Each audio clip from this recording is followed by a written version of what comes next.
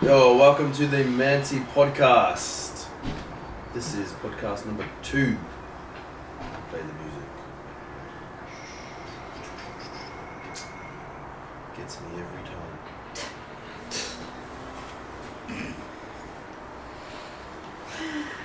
Thank you for tuning in, guys. We are brought to you by Build Athletic and Urban Gyms. Today's podcast is going to be relating to our American experience after we had finished the Crossfit Games. So everything that happened post-games. Post-games went down. Yeah. And some of you have seen, you know it was not a good time. Well, we started off okay. So finished the games, did that. It was great. And then we had 4 days after. We had like 4 days after the games. Yeah, 4 days to. We had a trip planned to Orlando because the children were quite bored during the game, so we had to give them a bit of something to look forward to. At the end. So Orlando trip was Disneyland, Animal Kingdom, Universal Studios. So anything you can imagine as a kid in Orlando. They were still ungrateful. That's what they wanted to do. And so straight after the games, packed up next day, and then we got on the plane. Flew down, picked up the cars, and we were in Orlando driving around, checking out Mickey Mouse and the Tree Hotel or the resort. No, Rainforest. The Rainforest Cafe. If you haven't been, you need to go.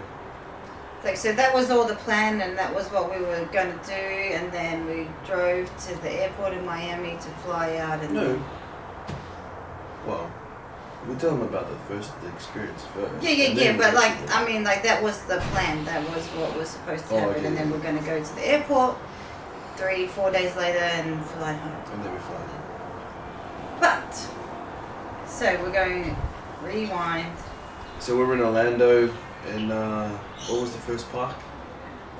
First park we went to was Animal Kingdom. Animal Kingdom is so cool. It's like a zoo on steroids. They've got all the rides and all the fun stuff, like a normal theme park, and then they've got all animals included in parts of their attractions. So. Yeah, but the prices of the park, it's not cheap. So when you pay, I think this is a heads up for everyone. Yeah, I think we paid $250 American. It was per person. For the two of so it was $500 for one park for our family, $500 for the other park. Yeah. So that was in US. So maybe a little bit more. A little bit more Australian. But then here's the catch: you pay all that money and you get to the front gate. You drive in, they make it this awesome experience, and then they bloody make you pay for car parking. So you drive in and you can't get into the park, like to the theme park, until you pay $25 for a regular car park. Or if you want to get front of the, closer, so you're not 2 Ks back in the car park, you've got to pay $45 if you want the closer car park. So and people were paying that. Because we already know, Amazing. Everyone knows that Americans are a little bit overweight because the food is so massive. Good. And every portion size, you pay $10, you feed your family of 6. So obviously being us, we pay the $25 and we walk 3 Ks to get in. But then you see a lot of people, these guys they will pay between $45 to $60 to get park closer. To park closer. That's nearly a whole ticket to Dreamworld. But then the whole place is nearly 10 Ks long, so you still got to walk anyway. You still got to walk far anyway. But there's a little trick if you want to go in. So if you have a disability, then you get front of the line. You have a legit disability and you have a wheelchair, you get to the front of the line of everything. But here's what we came across: people who didn't have a disability. I don't know if they had a disability or they just But you can hire got a disability today. You can hire an electric wheelchair, and then they pretend that they have a disability. They might not have been pretending, but a few of them just jumped up and walked. They look pretty good to me. A few of them just jumped up when they went to the front of the line and they walked onto the ride. So, if you want to be able to get in front of the line without paying that fast pass. Wow, you've got a bung leg on that day. Sit in that wheelchairs. And then there's little tips to get in. Life hack. But that's a life hack, yeah. This thing, there's about 50,000 people. And Probably everyone pays $25 for the car park. It's like, what's that? You do the numbers on top of your entry. On top of your $500 entry fee. Killing it, but it's for the experience, and it didn't disappoint. We paid for it, and it was all well worth all of the money that we paid. So yeah, best experience of ours and the kids. So Animal Kingdom was What's the number one thing in Animal Kingdom that you liked? The gorillas. So we never seen like the silverbacks in real life. What is it? Kerjack? Is that the one of Tarzan and Jane? Ooh, I don't know. I think that anyway. It's one of those giant ones, and it was like wow in it's real like life. Nothing you've ever seen before. Yeah, they're like huge and muscly and just like I own this joint. And the funny thing is, we were speaking to someone in the gym, and she's a vegan, and she goes, "Yeah, they're that big, and they only eat plants." They only eat plants. So we need to get on that silverback diet. Yeah, so whatever they're eating, they're shaped and they're ripped and they're just like 10 feet tall. They're humongous, like bigger than what you think in real life. So that was our and the safari. So the safari, it's like they get on a truck kind of thing, and they take you around and show you all the animals through all these savannas and stuff like that. So that was day one. That was Animal Kingdom, and then day two. Day two was Magic Kingdom, which is like the one with the castle, like which is Disneyland. The normal Disneyland that you kind of think of. Yeah. And so it was raining on that day, but we still went, and we just went through the rain because we got there, boiling hot, not freezing cold, but like boiling hot, pouring down with rain. Then when the sun would come out, you'd be burnt, and then. I think we got there at 11 o'clock and left at like 10. Yeah. So if we get there later, that means we have to walk like 3 Ks. Yeah, so you can start the day later because you want to stay till the end for the light. And we started our breakfast off in the rain. No, that was at Animal Kingdom. Oh, okay. Animal Kingdom, go to Rainforest Cafe. It's right so cool. That experience is so fun. Perfect. It's like full on, like rainforest inside with animals and everything and sound effects. So. But the Magic Kingdom was Magic Kingdom, you have to get, so another one, you got to pay for the parking, get the car park. You got to walk to the ferry, what's that thing? Tram. The thingy that goes over, and then there's a bus, Sky Rail, or a boat that you have to get to the actual front gates of the park. So you can't actually just like park up front door of Wet n Wild and walk in.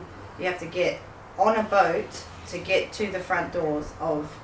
So you got to plan your day real well. It's a good experience because if you ever watch back to the very first films when the Mickey Mouse is on the steamboat and it always goes, it's so pretty much the steamboat. It's the same thing. You get on the steamboat to get across to get across to it, and then you go into it. The best thing of the best thing about the whole park is that every experience and every world you go into,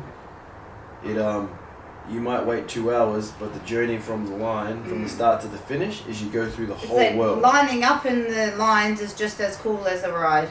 Because everything is revolved around that particular. Yeah, number one ride to go there was the Avatar. That was the best ride. Longest line, but coolest experience, and then the ride was actually really awesome. Well worth it. Well, we waited 2 hours. We asked the lady, "Is this worth it?" She goes, "It'll be the best 4 minutes of your life." And we were like, "Oh." And it was. Well, we better line up the best 4 minutes of my life. Oh, you weren't there on my honeymoon. So then we went through, and you go through the Tree of Life. You walk through it all. It's all simulated. It's all actually built out of the ground, so you picture like you're inside their village and whatever. And then you jump in when you actually get in after 2 hours. You feel like you're like one of them, and you strap yourself in, and it's like this. So you strap yourself into the best 4 minutes 4D of your life. or 10D screen, whatever they have there, more than what we have here. we're 4D, 10D. We're only on 3D still. We're still at 3D here. But when you jump in and you jump on one of, I think it's a bashir. What are those birds? Like, yeah, one of those birds they like clip their hair into and then it flies them away. And it's an unbelievable, like, I even felt sick afterwards because it's so real. Because you feel like you're flying and diving into the water. But you're sitting on just this bike. Yeah, best experience. Yeah, that was cool. But, like, the overall best thing at Disneyland is definitely the light show. The light and fireworks at the end of the night. It's like Adam had the cheek to say, let's just go, we don't want to wait here all night. And we were about to go and I was like, I didn't come all this way and waste my whole day here to miss out on the fireworks at the end. So we waited, did some other stuff, and then that was the best ever. Best 20 show. minutes of watching. You watched every like Walt Disney character on the castle. On the castle, projected out on the castle. So there's music and lights and fireworks, and it was so cool. It was like, it's worth just paying the money just to watch the show at the end. If you haven't been, you need to definitely need to go and just watch to see that. If you're claustrophobic, you need to find a good spot because they cram you into like the area in front of the castle. Yeah, so meanwhile I think Australia was in lockdown. We were around 50,000 people. 50,000 people crammed in everyone like had COVID. Whatever, it was like 50 meters by 50 meters, and you're just crammed in there with like that many thousands of people. But, and then it's a race at the end when they say it's closed. And then it's like, well, now you can go to get on the boat to get out. So are we talking like Titanic scenes? Yeah, and then it's like everyone's trying to climb over everyone to get out. In America, they don't care how many people get on a thing as long as they can get the most amount. I think they have an amount, but it's like they're never ending. Like go. Everyone get on. We don't want to have to do thousands of trips. Yeah. But it's like it's good. They have their systems really like down pat because they're probably so used to like having to haul thousands of people every minute to here and there. So it's like everything flows really well because they're so used to having to deal with so many thousands of people. And then the last one we went to was Universal Studios. Universal Studios. That is actually if like you want to see the best shows. Best shows, acting, cinematic experience, then that is. They have the best shows. If you think about Movie World, and you go and watch the stunt show, and that's what. And we think that's really cool. It's like these ones are like above. If one being Movie World, and then let's say 20 being Universal. Universal Studios in America, it's like. Like you think you go into a 3D show and it's just like, 3D show that you go see at Movie World. It's like totally like next level when you go to Universal 3D shows. Even the crappiest show was the best show. So yeah, the SpongeBob 3D show. SpongeBob, and we went to like a Shrek one, and it's like, and they were still. And it was still the best show I've ever seen. Yeah, that was still amazing. The kids loved the Bourne Identity, which was a huge room. And you thought it was just going to be on screen, but it wasn't. It was like half on screen, half in real life. So there was a guy doing all the tricks, but he was like into the screen, out of the screen, moving along with the screen, and then they had props coming in and out. But the kids loved the Harry Potter world. Yeah, Harry Potter world was like Diagon Alley. That was the best part of Universal, I think, for us. We stayed in there like most of the day. They got to buy the wizard wands, and then went around. You go around in there, and they have like all different places you could do magic. Like you can do Wingardium Leviosa. So you can do that, and then things magically appear from. So that was their most fun that they had there, and me too. And we got butterbeer, which is just like creamy. I reckon it's like creamy soda, like 60% creamy soda with like 40%. 40% root beer or like sarsaparilla. Yeah. It's yum, but you could. So we finished off the parks. That was the last one, and then before we get to all the hoo-ha, the drama, who enjoyed the parks more, you guys or the kids? I think it was us. It was us, definitely. The kids would whinge. It's too hot. I'm hungry. I want this. we get them pretty much everything they ask for because it was like, we're never coming back here. And then the next shop, they want everything else again. And if we say no, it's like, no, we never get anything. But you just have to say no. We can't bring it all back. But they were all kids' rides that we went on, but they were like amazing for adults. Yeah, so we enjoyed the kids' stuff just as much as they did. But yeah, they were still ungrateful and wanted more. But I feel like that era is our era. It's not like these kids like.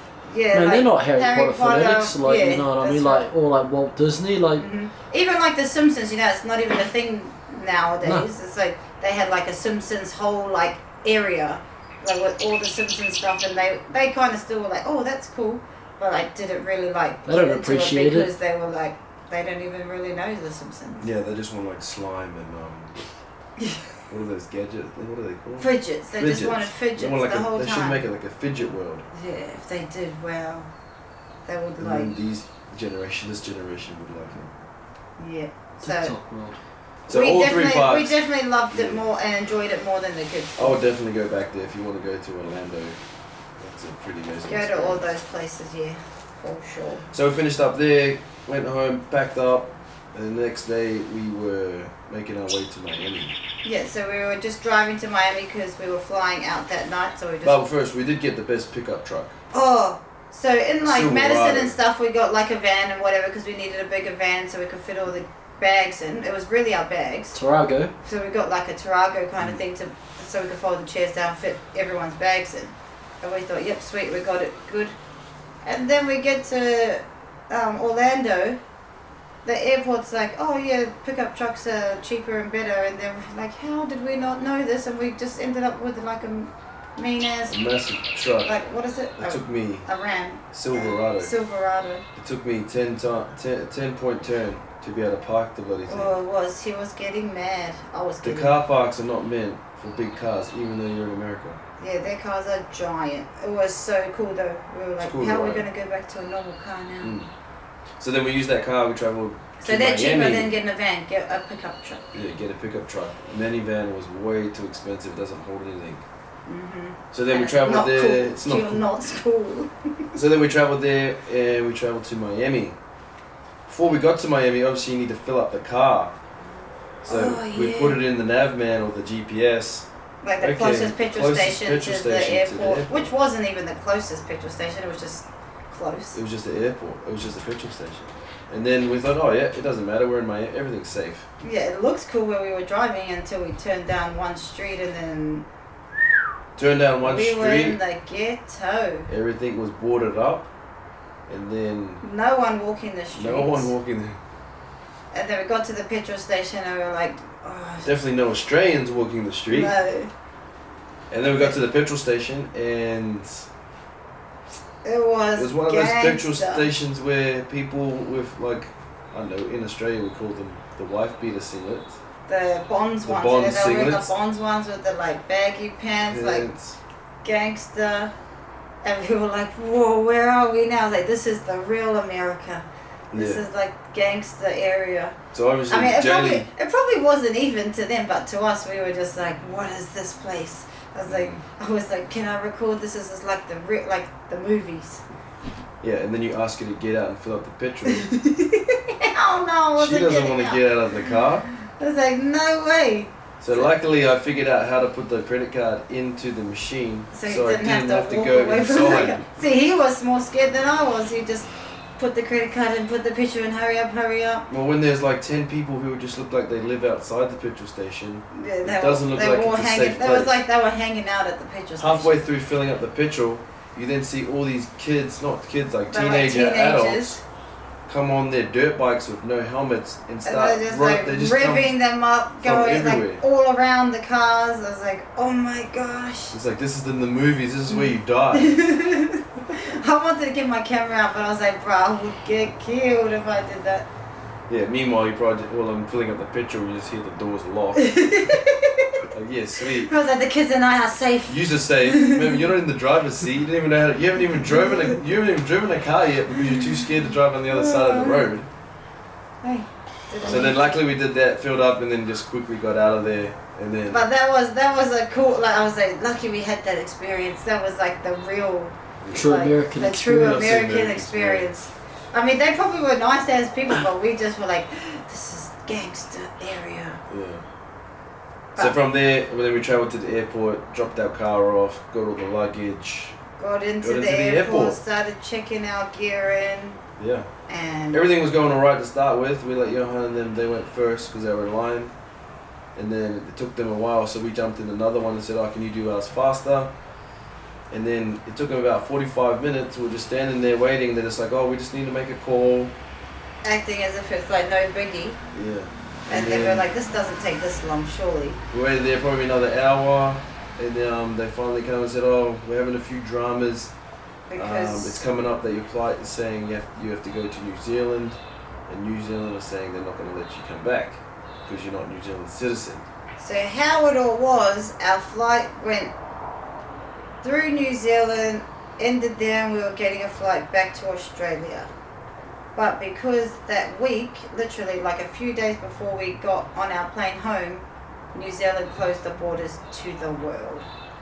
And they wouldn't allow us in. Well, they would allow me in because I have a New Zealand passport, but they wouldn't allow my kids or anyone else that was with us into New Zealand, even though we were just going to be in the airport and fly back to Australia. But then even if they wanted to let us in, we weren't allowed to because we didn't have a hotel quarantine booked. Yeah, even though we didn't even want to stay there.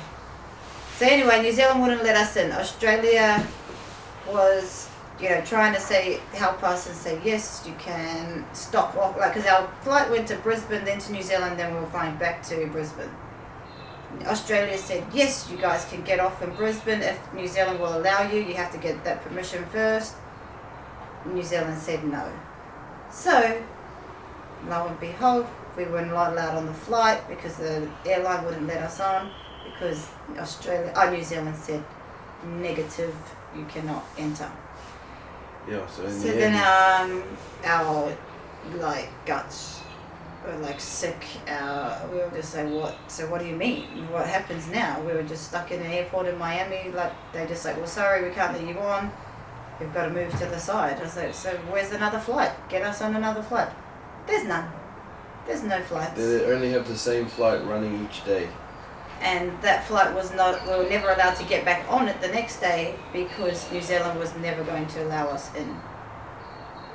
So then we sat on the side trying to look for flights from other places, which were $15,000 each, which went to 5 different stops here and there all over the world before they ended up back in Australia. And they went for another few days or a few weeks, and then there was only one of them here and there, which we were not going to be paying $15,000 per person to get home. So we found a hotel, stayed there the night thinking we'd find a flight and would be out the next day or within a few days. That was not the case at all. Yeah, we pretty much sat there that whole night looking for a flight. Some would come talking to airlines, talking to embassies. Calling everyone that we could. And because it's at night time there, it's daytime in Australia, so we could talk. We just stayed up all night calling and talking and asking. And then the only feedback we got is from the government saying, you left Australia, we gave you the exemption, but because you left, there's so many other people out there as well, we're not letting... we're not priority, obviously, because there's 37,000 Australians stranded overseas at the moment. So they literally just said, no, you're just going to be on the list with everyone else. So we were just bottom of the pile, on that list. And we were like, hell no, we are not. So a handy tip is, when you leave or go somewhere, don't rely on anyone else but yourself. Because the Australian government not going to help you. Terrible, and they will only help you if you scream at them over media or you get it all over to make them look bad. Then they might help you. They might get angry. But you have to make some noise first, and that takes a long time. Mm-hmm. And we don't have that long to stay there, so what we did, we was so we just day by day just kept trying to find flights, trying to find people to help us, we're calling every embassy under the sun who could not help you at all. They can't do anything, they couldn't help you whatsoever. Thankfully, like on the 4th day we had been there, you know. Well, on the 3rd day, I think Jaylee said, "Hey, I'm just going to put this post up and let's see if anybody can help us out there." So I posted, "We're stuck here, can anyone help us?" something along those lines. And everyone shared it, and we had like so many people respond, like almost like 100 people respond. Like, I know this person, I know that person, this one works here, this one works there. But the person that helped us from, you know, that helped us the most from the start with the best options that we got was a chick named Sarah, and she was from Canberra. This is the thing, is if you want something, don't be afraid to put it out there. You've got to put it out there. Because there's so many good people out there that will help you. I was just thinking, I don't want to put it out there, and then everyone feels sorry for us, try and help us. But it really did work. It's like she was like an angel sent, there was the only hope we had was Sarah and what she could do for us. So and the reason why she got in touch with us, because she had a pay it forward moment prior. Someone had paid it forward to her and helped her. And she said, I can help these people, I've got to do something good for someone else, since I've had, So she put herself on the line and pretty much tried to help us. She helped us the whole way. So, she knew people, and she knew the CEO of Qatar Airlines, who was our airline that we were flying with, just so happened to be, she knew them. So she got us in touch with him, and he was helping us get an exemption to get on a flight back to Australia. So that you had to go through like the Department of Infrastructure had to give them the approval to allow this and all that kind of stuff. So this is probably the extent that we went to. We literally had to go to like the Prime Minister to get. We ended up finding there was 4 people in Parliament. No, in 4 people on that the list. department. Barnaby Joyce is like the top dog, and then you have like 4 people under that can deal with it. So we had to get to Barnaby or to this guy to get our email so he could approve our exemption. That's like Jim Wolf, his name was. That's how we had to get there. Maybe we shouldn't say that. Oh well. He didn't help us much, the idiot. What? He's not going to help us now. Anyway, so we had to get to one of those people to get our name seen in their email so he could approve us to get on this flight that the Qatar Airlines had available for us. Just make it clear that all they had to do was look at it and say, yes, Brisbane. Accepted. Yet, they still could not do that. It still took days for that to happen. And remember, we didn't go there for fun. We went there to... We got exemptions to leave Australia and exemption to come back to Australia. Australia allowed us to do that. We left, and on our way back, we just couldn't get on the flight. So after that got canned, they didn't want to help us anymore. Our exemption was like, oh well, too bad. So then Sarah managed to get the names of the people, and she put the email to be able to send off to get put in front of their face so they could actually see that these people are in need, and they went there to compete for Australia, not to just have fun. Mm-hmm. So then from there, we even had to go to the extent with... It's not what you know, it's who you know. Exactly. You can have the most money in the world and still not get anywhere, but we managed to have a few contacts through family, and Jordan managed to speak with his coach, Ricky Stewart, because he used to work in the kind enough, even after a loss, to help us out, and he tried to get in touch with who he knew, which actually got there in the end. Whoever he contacted, he reached the right person, because in the end we received the answer that we needed. It wasn't as fast as we needed, but we got it in the end. It came through, yeah. It definitely came through. So Shout out Ricky all Stewart. these people helped. Shout out Ricky Stewart. Thanks Ricky, because otherwise thanks, all of these little things if we didn't have them, all the like people that know people, we would still be stuck there. Yeah. And then in the end, we had a few different options come through, and then we can call him like our brother now, Albert Hopawade, which is his brother plays. Well, he's playing not now, but he's finished this year with the Bulldogs. Will's his nephew. His nephew, sorry. We had known him from the past through my brothers, through being a family, and he served his mission for the Church of Jesus Christ of Latter-day Saints in our stake, or like in our area. So we knew of him, he knew of us as well, and he managed to... He saw that we were stuck, and he had a family member in LA that works for the airlines, and he said, hey, I've got a cousin, she can help you. She's just done this for my mum or for my auntie. Yeah. So, yeah, she can definitely do it for you. And so with the airline in LA that they get 2 buddy passes, which are like precious things, because it only costs you a portion of a price. Let's say like $400 to get anywhere in the world, but you only get 2 a year. And if your flight gets cancelled, you don't get that flight back. So he organised for us and for his cousin to be able to get 4 of them. Which she doesn't have 4, she had to get them from other people and from her daughter also. So that was like, he said, they can do that if you can get to LA. We were in Miami. We were like, do we go to LA with this? It was a standby flight, so it's still unsure. But it was like the best option that we had, and it was go to LA, fly from there straight to Sydney, or wait for the exemption from Australia for Qatar Airlines to allow us on that flight. And being church members and believing in like having big faith in things, you know, we knelt down as a family, we said our prayers, and we got the feeling it's like, all right, we just need to go, then it's going to happen for us. So we ended up booking the LA flight, to LA. We got there early, so we, just in case we didn't miss the flight, so I think we waited 8 hours at LA. And then we stood there waiting at the gate until we seen her. She came down. She goes, "Oh, it's going to be fine. There's only 2 people on your flight. There's only 2 people on the flight. It takes about 21 per night, but there's only going to be 6 of you, including you 4." And then and still then we were like, oh my gosh, we actually could get on this flight. You know, it wasn't going to be no, there's too many people wait for another flight.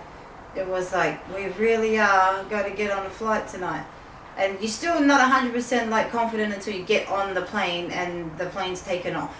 So that while we were waiting for the plane, so we still had 4 more hours. We just were walking around the airport. The anxiety was sky high, But Anna made it. She was the cousin of Albert. Auntie Anna, we call her Auntie Anna. She was our lifesaver. Literally saved us from being there. Everything she said, she's like, "No, you're gonna be fine. You're just gonna get on. I'm gonna come and take you on the plane, and I'm gonna put you in your seat."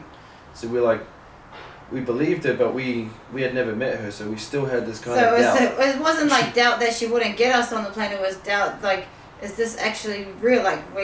This is happening because we've been waiting for so long. Meanwhile, this is 13 days after we were supposed to leave. So it's been a long time of just stress and worry and being scared and unknown. Is that the uncertainty? Is that because of your guys, the amount of desperation and everything that she's been through? It was just a build up. Auntie comes along and she's not casual, not even concerned, just no worries. I think she was just so casual about it. We were just do you know how stressed we are? And she was just no, that's fine. Yeah, I'll get you on the flight, don't worry about it. And then we were just okay. And meanwhile, before that, we had tried every avenue, so there was nothing else for us to try, so if this didn't work, then we would just be staying in LA somewhere. Yeah. But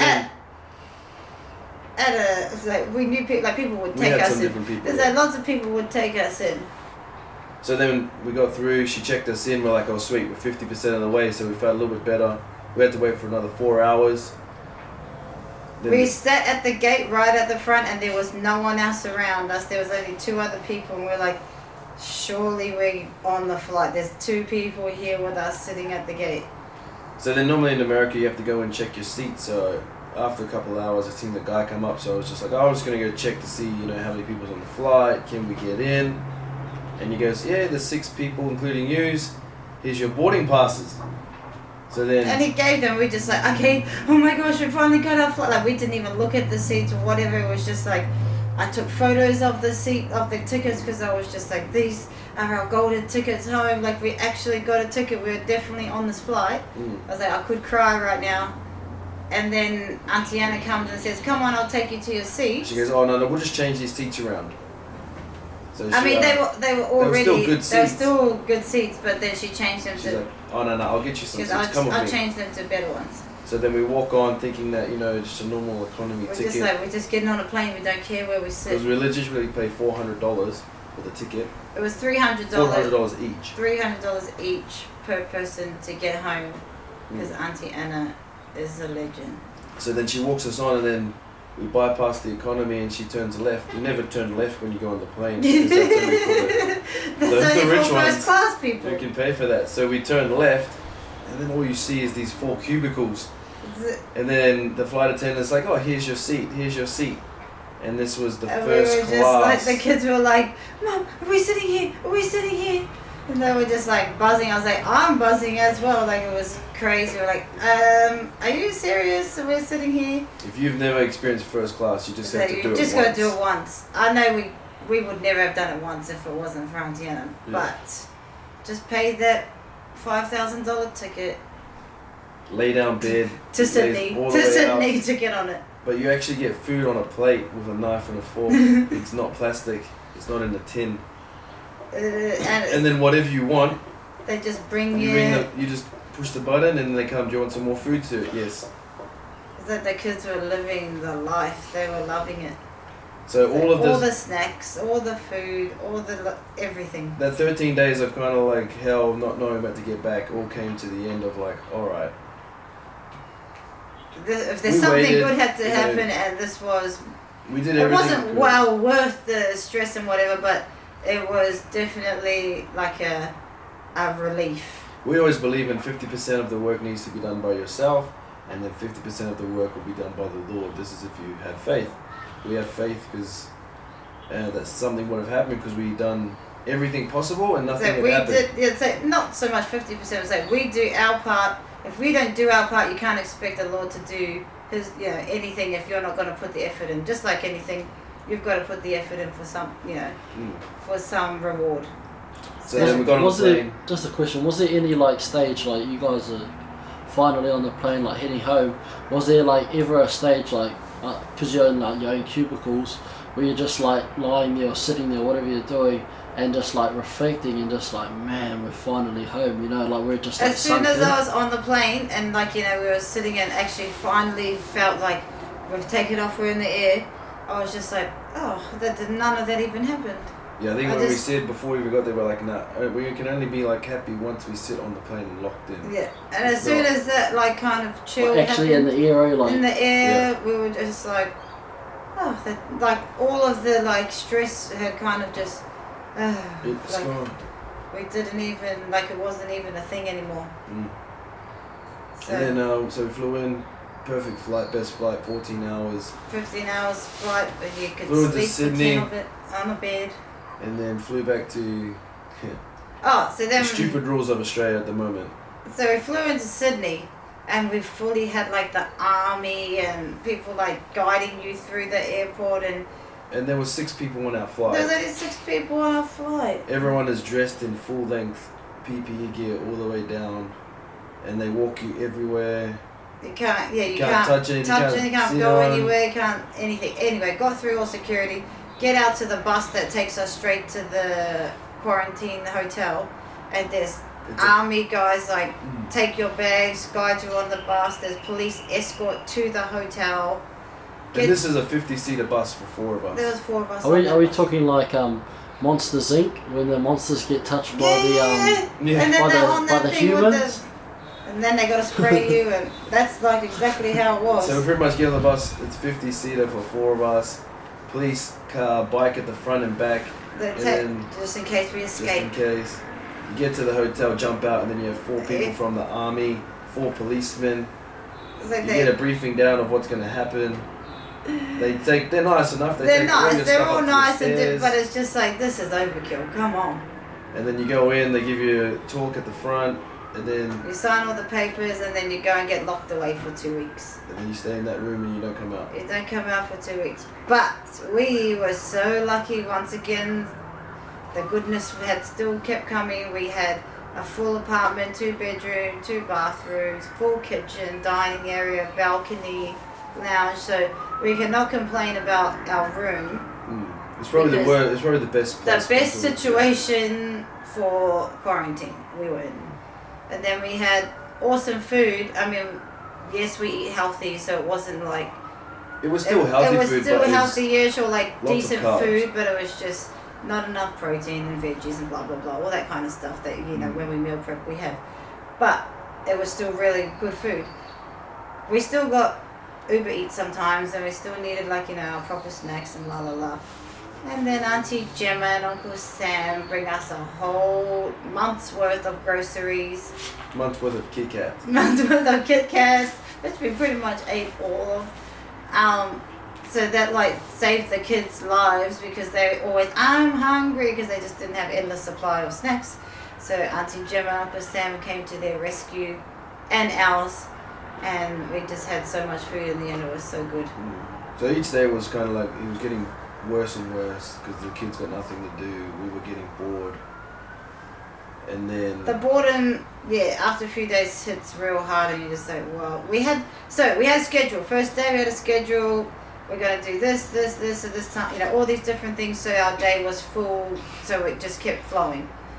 After about 4 days, we're kind of like, oh, okay, this is getting boring now, and the kids got over it, and then it's like, you need new things, and then they just sick of being around each other. We're sick of being around them, we're sick of being around each other. So it just gets all a bit old and boring, and then you need to, you know, spice it up with something new again. But we did have a lot of training gear, thanks to my sister and... Oh, sorry, Jeremy, you got it. Yeah, thanks. We had gear. Auntie Gemma and Uncle Sam bought some gear too. So we had training gear, we had all these, you know, ideas of what we could do, but it's not the same as if you were to go outside. Yeah, it's probably the worst 14 days of like, it's a waste of your time. It's a waste of, it felt like a waste of life. It's like, yeah, we could get a bit of work done, or we could get a bit, but it's not 24 hours of work, like. And then we get to the back end, we start to finish up, we fill out our papers to be able to get back into Queensland. So we filled them all out 3 days before, like they said, waiting for the request. Didn't come through. And then Saturday morning we were supposed to leave, we were getting out at 10. Our flight leaves at 1:30 to come home, and then we get the message saying at 9 o'clock in the morning saying that, sorry, your pass has not been accepted. Please try again tomorrow, which would be Sunday. So we were leaving on the plane Saturday. 8 hours. Once you leave the quarantine, you have 8 hours to get to where you need to be, and then you're classed as being dirty again, and you have to quarantine. You're contaminated, you go to quarantine again. So we thought, oh well, we didn't know what to do, so we're just like, alright, we're just going to turn up at the airport. We just got to go, And then, well, Jaylee wasn't like that. Jaylee was stressed out of her head. And I was like, no, we're just going to go, we'll just turn up and we'll see what happens. Surely they can't keep us out of our country or our state. So we turned up, got on the plane, everyone's at the plane, the Sydney staff, airport staff were just like, yeah, you'll be fine, jump on. They were like, yeah, you'll be fine, get on, you got everything, that's fine. Yeah, go for it. So we got on the plane, and then... They say over the speaker, if you don't have a border pass or you don't have all the right documents, you'll be sent back to where you came from, you could have jail time, you get a fine, all of these things, and so we were just like, So they literally, once you do get off the plane, once you get off the plane, if you don't, they leave the plane there, if you don't have anything to get back, or you can't get in, they put you back on the plane and you go back to Sydney.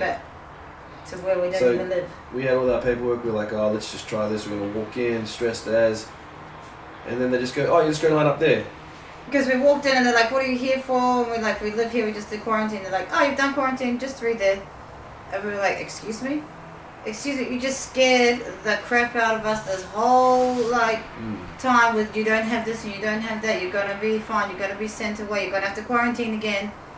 And then we get here and they're just like, no, you're good, you've quarantined. And then they just take the papers and say, oh, just go collect your bags. Go collect your bags, and then off we went. Like, it was like all of the stress and like dumb, no reason, for no reason.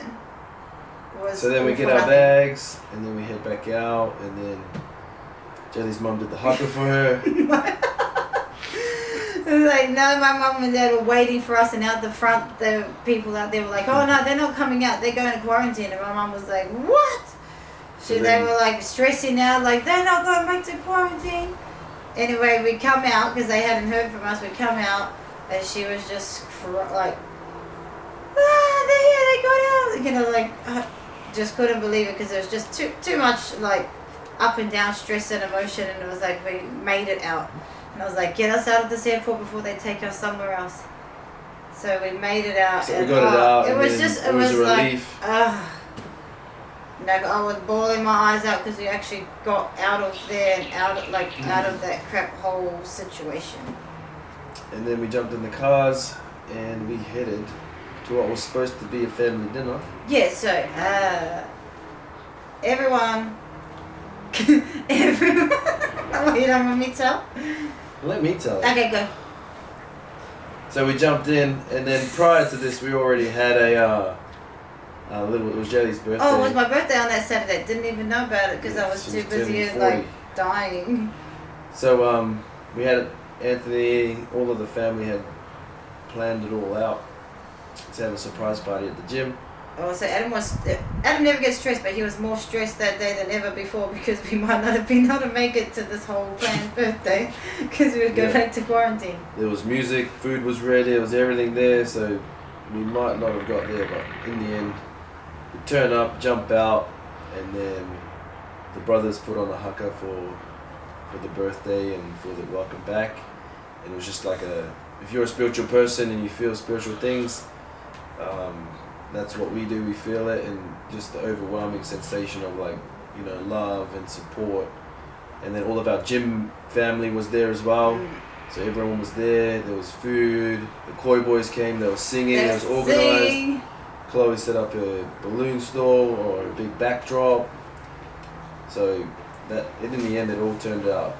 It was like the best thing to come home to. The best coming home present that we could have asked for. Yeah, it was so good. It was like, it took away all of that bad stuff, like all of the craziness didn't even matter anymore. And then we were back. So we were back, and we saw everyone on that day back in, was so much fun too. So from that whole story, look after yourself when you go away. Don't rely on the Australian or New Zealand government because they don't give a crap about you. They don't. They're just another number, just another person. Exactly. They don't care, even though they say they do. So that's it. That's the takeaway from this whole experience. Yeah, and then we're back into life now. Back to normal. So we're the Mansys, and we'll catch you next week. Thank you.